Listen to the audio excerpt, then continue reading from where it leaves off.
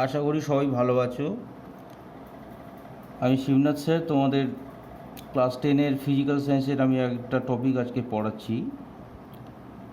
আগের দিন আমি যে ভিডিওটা দিয়েছিলাম তোমাদের, তাতে ফিউজ তার পর্যন্ত পড়ানো হয়েছিল, ফিউজ তার এবং শর্ট সার্কিট। এরপরে আমরা যে বিষয়টা পড়ব সেটা হলো বাড়িতে আমরা যে তড়িৎ শক্তি ব্যবহার করি, সেই তড়িৎ শক্তি ব্যবহারের জন্য বিদ্যুতের যে বোর্ড আছে তাদেরকে আমাদের কিছু টাকা পেমেন্ট করতে হয়, এবং কত টাকা পেমেন্ট করতে হয় সেটা তারা ঠিক করে বাড়ির যে মিটার আছে সেই মিটারে রিডিং দেখে। এখন বাড়িতে যে তড়িৎ শক্তি ব্যবহার করছি সেই তড়িৎ শক্তি কতটা ব্যবহার করছি তাই অনুযায়ী মিটারে একটা বিল ওঠে। এখন মিটারে যে রিডিংটা ওঠে তাকে আমরা বলি বিদ্যুতের ইউনিট। অর্থাৎ আমরা বাড়িতে যে তড়িৎ শক্তি ব্যবহার করি সেই তড়িৎ শক্তির একক হচ্ছে ইউনিট। এই ইউনিট কথাটার পুরো নাম হলো কিলোওয়াট ঘন্টা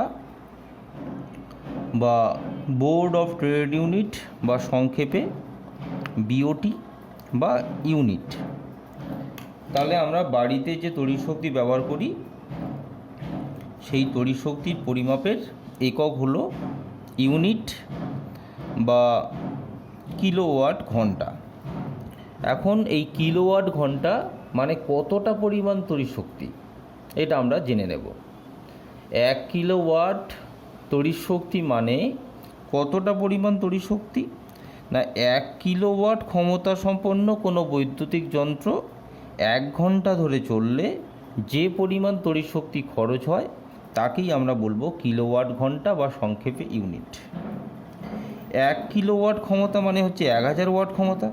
তাহলে 1000 ওয়াটের একটি বৈদ্যুতিক যন্ত্র 1 ঘন্টা চললে যে পরিমাণ তড়িৎ শক্তি ব্যয় হবে তাকেই আমরা বলবো 1 কিলোওয়াট ঘন্টা। আমরা এই কিলোওয়াট ঘন্টাটাকে ইচ্ছা করলে আরও একটু অন্যরকম ফর্মে লিখতে পারি। যেমন বাড়ির যদি 1000 ওয়াটের কোনো বৈদ্যুতিক যন্ত্র না থাকে, তার বদলে যদি 100 ওয়াট থাকে, তাহলে 100 ওয়াটের বৈদ্যুতিক যন্ত্র 10 ঘন্টা চললে দেখো গুণফলটার মান একই থাকছে, 1000 ইন্টু 1, আর এখানে 100 ইন্টু 10 করলেও সেই 1000 আসছে। এক্ষেত্রেও কিন্তু ব্যয়িত শক্তির পরিমাণটা 1 কিলোওয়াট ঘন্টা হবে। আবার 100 ওয়াটের বদলে যদি 10 ওয়াট নিই তাহলে দেখো সময়টা বেড়ে যাচ্ছে।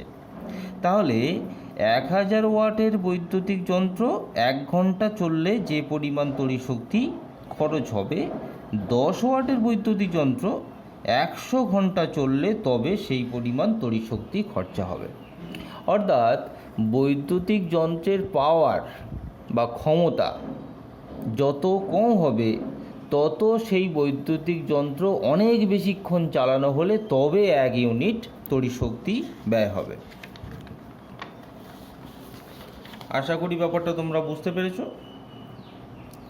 এখন একটি বাড়িতে আমরা কিছু বৈদ্যুতিক যন্ত্র আছে বলে ধরে নিচ্ছি। আমি সেই বৈদ্যুতিক যন্ত্রগুলোর ক্ষমতা মোটামুটি একটা দিয়ে দিয়েছি, আর তারা কতক্ষণ চলে সেটাও দিয়ে দিয়েছি। এবার আমরা দেখব যে ওই বাড়িতে তাহলে একদিনে কতটা পরিমাণ তড়িৎ শক্তি পড়ার কথা। অর্থাৎ যে বিদ্যুতের রিডিংটা, যে বিদ্যুতের বিলটা বাড়ির মিটারে আসে, আমরা নিজেরাই কিন্তু সেই বিদ্যুতের বিলটা ঠিক আছে কিনা সেটা যাচাই করতে পারব। এই রকম একটা বিষয় নিয়ে প্রত্যেক বছরই ক্লাস 10-এ একটা করে প্রজেক্ট বানানো হয়। আমরা এবছর তো প্রজেক্ট বানাতে পারছি না, তা মোটামুটি তোমরা বাড়ির ওই বিদ্যুতের বিলের হিসাব তৈরি করার পদ্ধতিটা ভালো করে শিখে নাও এখানে। তা আমরা ধরে নিয়েছি একটি বাড়িতে একটি টিভি আছে, একটি ফ্রিজ আছে, এলইডি কিছু বাল্ব আছে, ফ্যান আছে, পাম্প আছে। টিভি একটা, ক্ষমতা 200 ওয়াট, চলে 5 ঘন্টা। ফ্রিজ একটি, ক্ষমতা 25 ওয়াট। একটা ফ্রিজের ক্ষমতা প্রকৃতপক্ষে অনেক বেশি হয়, কিন্তু একবার একটা ফ্রিজ চলে যখন ঠান্ডা হয়ে যায় তখন সেই ফ্রিজের ক্ষমতা কিন্তু অনেক কম হয়। সেই জন্য ফ্রিজের ক্ষমতা মাত্র 25 ওয়াট ধরা হয়েছে।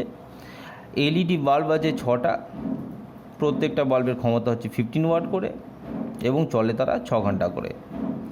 ফ্যান আছে 4টে, প্রত্যেকটার ক্ষমতা হচ্ছে 100 ওয়াট, 10 ঘন্টা করে চলে। পাম্প আছে একটি 1500 ওয়াটের, দিনে 10 মিনিট করে চলে।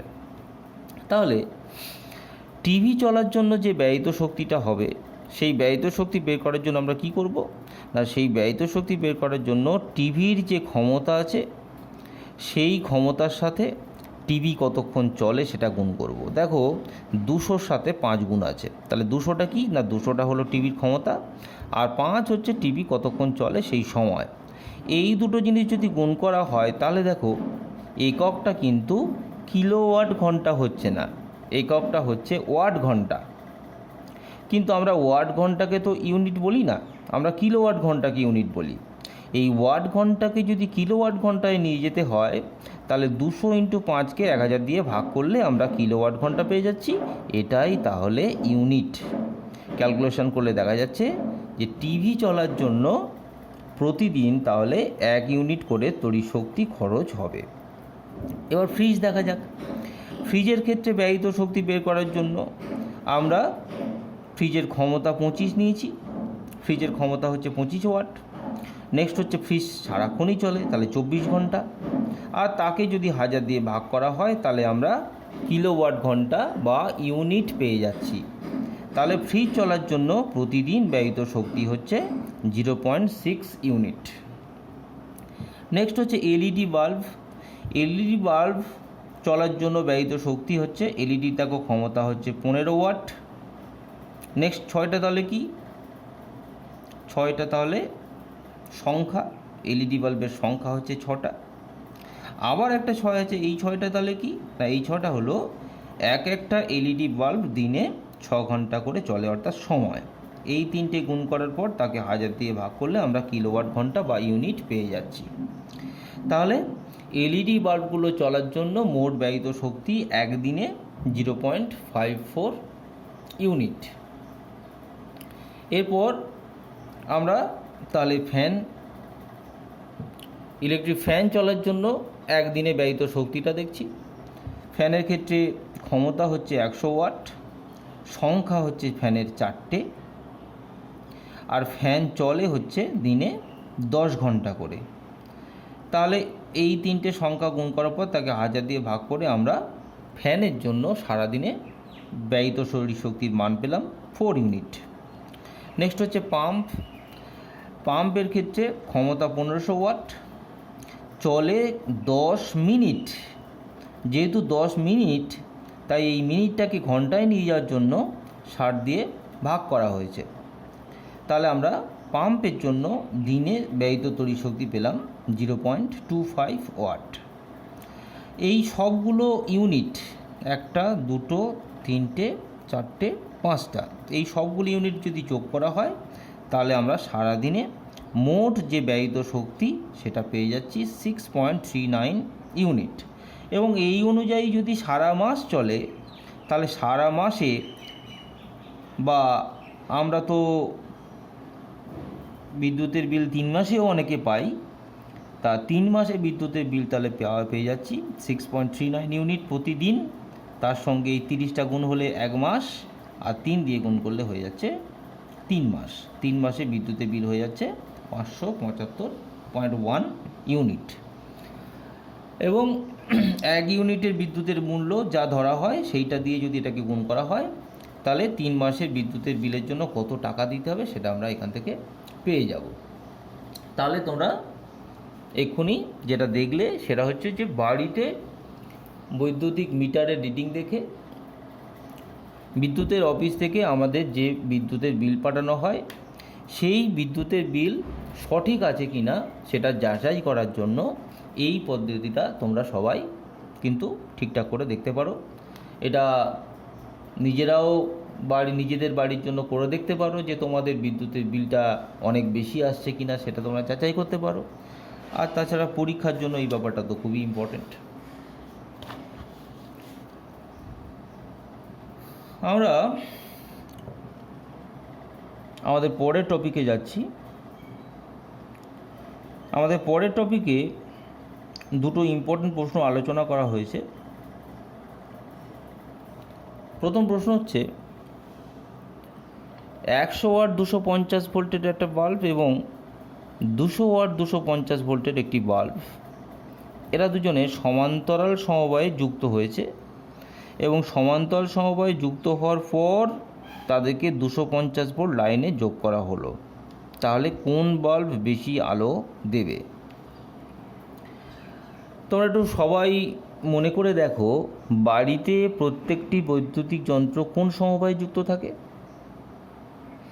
না, বাড়ির প্রত্যেকটা বৈদ্যুতিক যন্ত্র সমান্তরাল সমবায়ে যুক্ত থাকে। অর্থাৎ এইটা যদি একটা বৈদ্যুতিক বাল্ব ধরি আমরা, আর এটা যদি একটা বৈদ্যুতিক বাল্ব ধরি, তাহলে এর যে দুই প্রান্ত তার সাথে এর দুই প্রান্ত এরকমভাবে যুক্ত থাকবে।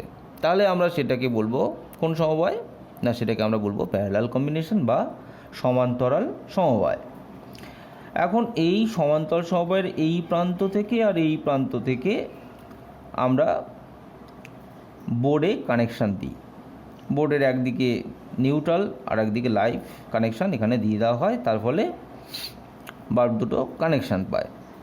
সমান্তরাল সমবায়ের সবথেকে বড় সুবিধা যেটা হলো যে এইখানে একটা সুইচ আর এইখানে একটা সুইচ লাগিয়ে আমরা আলাদা আলাদাভাবে এই দুটো যন্ত্রকে কন্ট্রোল করতে পারবো, যেটাকে ইচ্ছা জ্বালাতে পারবো, যেটাকে ইচ্ছা নেভাতে পারবো। কিন্তু শ্রেণী সমবায়ের ক্ষেত্রে এই ঘটনাটা ঘটবে না। শ্রেণী সমবায়ে যদি সুইচ অফ করা হয় তাহলে একসাথে যতগুলো তড়িৎ যন্ত্র চলছিল প্রত্যেকেই কিন্তু অফ হয়ে যাবে। এছাড়া সমান্তরাল সমবায়ের আরও একটা সুবিধা হলো, এক্ষেত্রে প্রত্যেকটি যন্ত্রের দুই প্রান্তের বিভব পার্থক্যটা সমান হয়। অর্থাৎ এই ছবিতে যে দুটো বাল্ব লাগানো আছে তাতে প্রথম বাল্বও তার দুই প্রান্তে 250 ভোল্ট বিভব পার্থক্য পাবে, দ্বিতীয় বাল্বও তার দুই প্রান্তে 250 ভোল্ট বিভব পার্থক্য পাবে। তাহলে বাল্বগুলো রেটিংয়েও লেখা আছে 250 ভোল্ট, আর আমরাও তাকে 250 ভোল্ট বিভব পার্থক্যই দিচ্ছি। তাই প্রথম বাল্ব 100 ওয়াট হারে তড়িৎ শক্তি ব্যয় করবে আর দ্বিতীয় বাল্ব 200 ওয়াট হারে তড়িৎ শক্তি ব্যয় করবে। সেই জন্য দ্বিতীয় বাল্বটি বেশি উজ্জ্বল হয়ে জ্বলবে এবং এক্ষেত্রে বাড়িতে মোট যে ব্যয়িত শক্তি সেটার পরিমাণ হবে 300 ওয়াট। কিন্তু যদি আমরা বাল্ব দুটোকে শ্রেণী সমবায়ে যুক্ত করি তাহলে কী হবে? বাল্ব দুটো যদি শ্রেণী সমবায়ে যুক্ত হয় তাহলে কী ঘটনা ঘটবে? শ্রেণী সমবায়ের ছবি দেখো, এইটা হচ্ছে 100 ওয়াটের বাল্ব, এইটা হচ্ছে 200 ওয়াটের বাল্ব, এইটা পরপর যুক্ত হয়ে গেছে। এখন মেন লাইনে কানেকশান দেওয়া হলো, তারপরে সুইচ দেওয়ার জায়গা একটাই। তাহলে আমরা যদি এই সুইচ অন করি তাহলে দুটো বাল্ব একসাথে জ্বলবে, আর এই সুইচ যদি অফ করি তাহলে কিন্তু দুটো বাল্বই একসাথে নিভে যাবে। ঠিক আছে? এখন যেহেতু শ্রেণী সমবায়ে দেওয়া হয়েছে তাই প্রত্যেকটা বাল্বের মধ্য দিয়ে একই পরিমাণ তড়িৎ প্রবাহ যাবে। সেই তড়িৎ প্রবাহের মান আমরা ইচ্ছা করলে নির্ণয় করতে পারি। প্রথমে আমরা প্রথম যে বাল্বটা নিয়েছি সেই প্রথম বাল্বের দেখো P=V²/R। P=V²/R এই ফর্মুলা ব্যবহার করে আমরা প্রথম বাল্বের রোধ নির্ণয় করেছি। প্রথম বাল্বের ফিলামেন্টের রেজিস্ট্যান্স হচ্ছে 625 ওহম। আর দ্বিতীয় যে বাল্ব তার জন্য একই ফর্মুলা ব্যবহার করে দ্বিতীয় বাল্বের রোধ পেয়েছি কত? 312 ওহম। যেহেতু শ্রেণী সমবায়ে যুক্ত আছে তাই তুল্য রোধের ফর্মুলা হলো R=R1+R2। সেখান থেকে আমরা তুল্য রোধ পেয়ে গেলাম 937.5 ওহম। আর এই তুল্য রোধটা বাড়ির মেন থেকে ভোল্টেজ পেয়েছে 250। তাহলে এই যে কম্বিনেশান, দুটো বাল্বের যে কম্বিনেশান, এই কম্বিনেশানের মধ্য দিয়ে যে কারেন্ট আই ফ্লো করবে সেই আই আমরা ওহমের সূত্র থেকে পাচ্ছি I=V/R। সেখান থেকে আয়ের মান আমরা পাচ্ছি 250 আর আর এর মান বসিয়ে দেওয়া হয়েছে, তাহলে আমরা আইটা পেয়ে গেলাম। এখন প্রথম বাল্বটি তার রেটিংয়ে যা লেখা আছে সেই রেটিং অপেক্ষা অন্য একটা ক্ষমতা ব্যয় করবে। অর্থাৎ তার রেটিংয়ে কিন্তু লেখা আছে 100 ওয়াট। 100 ওয়াট হলেও সে কিন্তু যে তড়িৎ শক্তি ব্যয় করবে তার ফর্মুলা যদি I² না হয়, দেখো আয়ের মান আমাদের জানা হয়ে গেছে, সেই আয়ের মানটা এখানে বসিয়ে দেওয়া হলো, আর এর মানটা বসিয়ে দেওয়া হলো, দুটো ক্যালকুলেশন করা হলে আমরা কিন্তু এখন ওর ব্যয়িত ক্ষমতা পেয়ে যাব। একই রকমভাবে দ্বিতীয় যে বাল্বটা আছে তারও ব্যয়িত ক্ষমতা একই ফর্মুলা ব্যবহার করে নির্ণয় করা যাবে। ক্যালকুলেশনটা যদি করা হয় তাহলে দেখা যাচ্ছে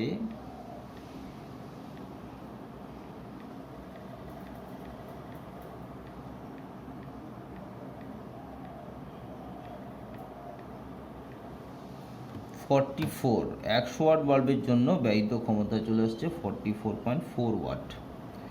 তাহলে দেখা যাচ্ছে যে 100 ওয়াট বাল্বের ব্যয়িত ক্ষমতা হওয়ার কথা ছিল 100 ওয়াট, কিন্তু আমরা যখন 100 ওয়াট বাল্বটাকে শ্রেণী সমবায়ে যুক্ত করলাম তখন ব্যয়িত ক্ষমতা কিন্তু 100 ওয়াট না হয়ে অন্য কিছু হলো, তার থেকে অনেক কম হলো।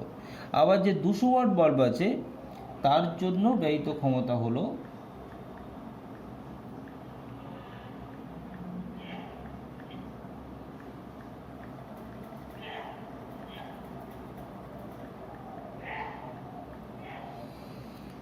22.22 ওয়াট। তাহলে দেখো 100 ওয়াট বাল্বেরও ব্যয়িত ক্ষমতা তার রেটিং অপেক্ষা কমে গেছে, 200 ওয়াট বাল্বেরও ব্যয়িত ক্ষমতা কিন্তু তার রেটিং অপেক্ষা কমে গেছে।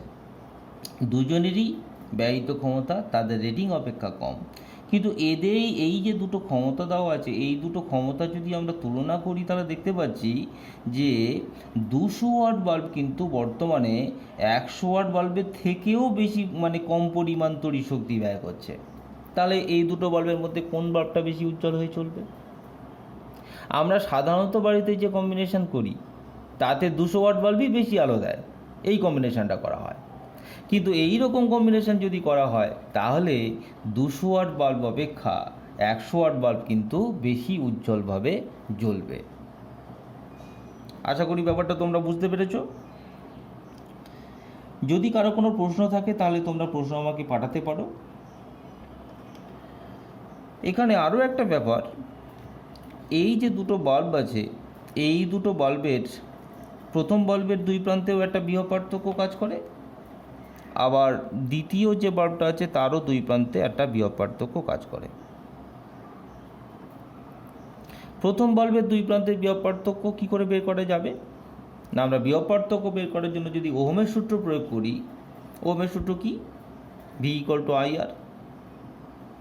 তাহলে প্রথম বাল্বের ক্ষেত্রে বিভব পার্থক্য বের করতে গেলে I লাগছে আর লাগছে। দেখো আমাদের দুটোই জানা আছে কিনা। I আমরা জেনে গেছি, এই যে 250/937.5, তাহলে এখানে আয়ের মান যদি বসিয়ে দেওয়া হয়, আর প্রথম বাল্বের রেজিস্ট্যান্স দেখো ওটাও আমাদের জানা আছে 625 ওহম। তাহলে এই দুটো জিনিস গুণ করলে আমরা প্রথম বাল্বের দুই প্রান্তের বিভব পার্থক্য পাবো। কত হবে তাহলে তার মান?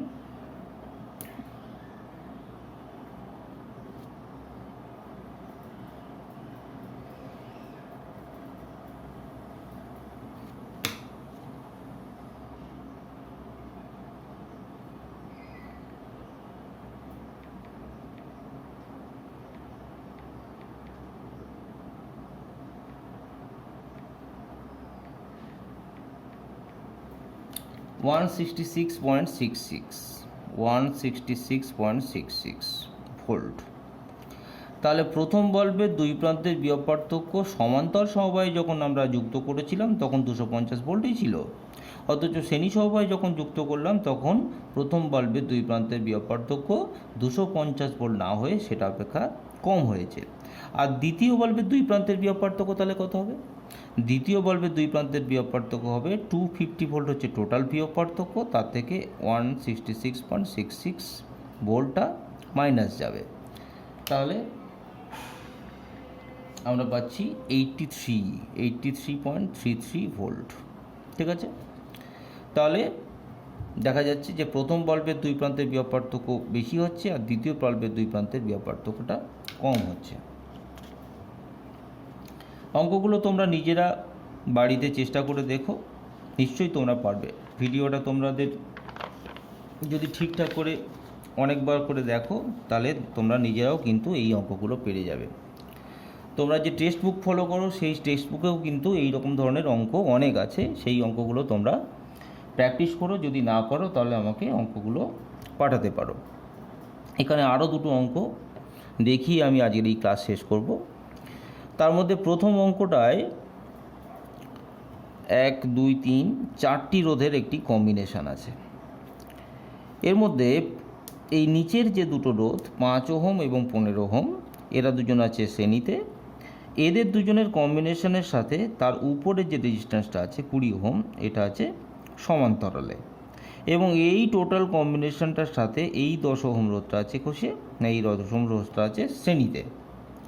এবার বলা হচ্ছে যে এই 5 ওহম যে রোধটা আছে, এই 5 ওহম রোধে যদি ব্যয়িত ক্ষমতা 10 ওয়াট হয়, তাহলে অন্যান্য রোধগুলির ব্যয়িত ক্ষমতা কত? কীভাবে বের করব? না, তোমরা প্রথমে এই 5 ওহম রোধে ব্যয়িত ক্ষমতা নিয়েই শুধু ভাবো। 5 ওহম রোধে ব্যয়িত ক্ষমতা নিয়ে যদি ভাবো, তাহলে তোমরা মনে করার চেষ্টা করো যে এখানে কি কি বিষয় দেওয়া আছে। দেওয়া আছে কি? তাহলে রোধ আর এর মান। আর কি দেওয়া আছে? না, আর দেওয়া আছে ব্যয়িত ক্ষমতা, অর্থাৎ কার মান? পি এর মান। তাহলে পি এর মান এবং যদি আর এর মান দেওয়া থাকে, সেখান থেকে আমরা কি কি বিষয় পেতে পারি? না, সেখান থেকে আমরা পির যে ফর্মুলা আছে, অনেকগুলো ফর্মুলা দিয়েছিলাম। পির ফর্মুলা 3টে দিয়েছিলাম।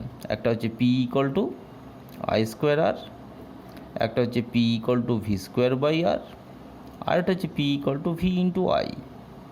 এদের মধ্যে যে কোনো একটা ফর্মুলা এখানে ব্যবহার করা হয়েছে। পি ইকুয়াল টু কত? আই স্কোয়ার আর। তাহলে পির মান জানা আছে, আর এর মান জানা আছে। এই দুটো বিষয় যদি বসিয়ে দেওয়া হয়, তাহলে দেখা যাচ্ছে আই ইকুয়াল টু চলে আসছে কত? আই ইকুয়াল টু চলে আসছে √2 অ্যাম্পিয়ার।